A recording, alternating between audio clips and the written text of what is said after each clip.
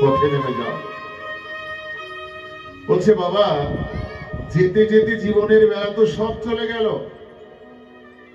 এতটুক বেলা জীবনে আছে, আমি কি এই বেলায় পথে নামলে পরে আমার গোবিন্দের কাছে পৌঁছাতে পারবো? আমার গোপালের কাছে পৌঁছানোর আগে আমার জীবনের বেলা ডুবে আমার জীবনে অন্ধকার আসবে না তো? গোকর্ণ বলছে বাবা জানো, জীবনের শেষ মুহূর্তটা যদি প্রত্যেকটা জীব ভগবানকে দিয়ে দেয়, কোন বেলায়ও যদি কেউ ভালো না বাসে, আর শেষ বেলায় যদি এই জীব শরণাগতি ভগবানের চরণে নিয়ে একান্ত মনে শেষের সময়টুক তাকে দিতে পারে, তার জীবনটা মধুময় হয়ে যায়। তুমি পথে নেমে যাও, তোমাকে একাকে যেতে দেবো না, তোমার সঙ্গে আমিও যাব।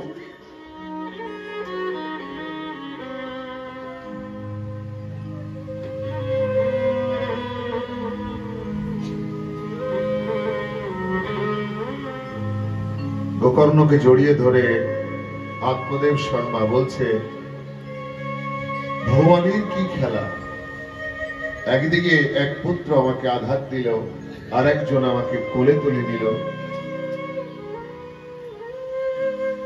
হয়তো জীবনে কোন অপরাধ করেছি, এমন একটা কুলাঙ্গার আমার বংশে এসেছে, আর কোথাও কোন সময় হয়তো কোন পুণ্য কোন সুকৃতি জীবনে আছে, তাই গোকর্ণ তোমার মতন সন্তান পেয়েছি।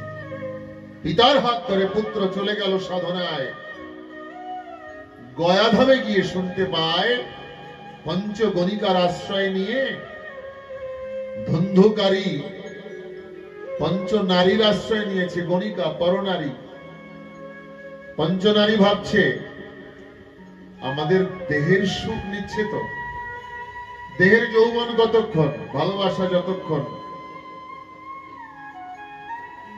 পঞ্চগণিকা চিন্তা করলো এই দেহটা নিতে নিতে যেদিন দেহ অচল হবে সেদিন তো আমাদেরকে তাড়িয়ে দেবে, তার আগেই যৌবন থাকতেই এই পাষণ্ডকে মৃত্যু দিয়ে সম্পত্তি আমরা পাঁচ ভাগে ভাগ করে নেব। রাতের অন্ধকারে ঘুমন্ত অবস্থায় উনুনের শীতপ্ত অঙ্গার আগুন মুখের মধ্যে পুরে দিয়ে গলা টিপে পাঁচজনে ধন্ধুকারীকে শেষ করে দিয়েছে। ব্রহ্মদৈত্য হয়েছে, গ্রাম থেকে সমস্ত মানুষকে বিতাড়িত করেছে। ব্রহ্মদৈত্য প্রেতযোনি প্রাপ্ত হয়েছে। গয়াধামে বসে গোকর্ণ এবং আত্মদেব শর্মা শুনতে পেল যে ধন্ধুকারীর মৃত্যু হয়েছে, প্রেত হয়েছে। গোকর্ণ তিনি পিণ্ডদান করলেন ভাইয়ের উদ্দেশ্যে, যে আমার ভাইয়ের আত্মার কল্যাণ হোক। একদিন দুই দিন বহুদিন পরে ফিরে এসেছে, গ্রামে ফিরে এসেছে। এসে দেখতে পায় গ্রামে কোনো মানুষ থাকে না। ব্রহ্মদৈত্যের প্রভাবে গ্রাম জনমানব শূন্য হয়ে গেছে।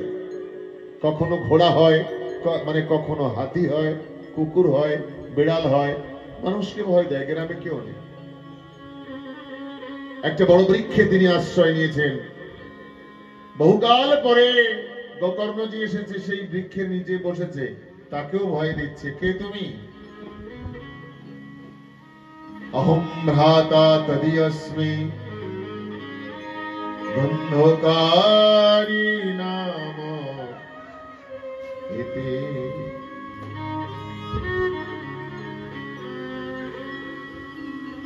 আমি তোমার ভাই, আমি ব্রহ্মহত্যা।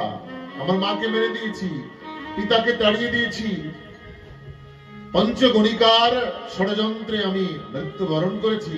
এত বড় পাপী আমার আর কোনো জনি হয়নি। আমি প্রেতজনি পেয়েছি, ব্রহ্মদৈত্য হয়েছি। ভাই, আমাকে তুমি উদ্ধার করো।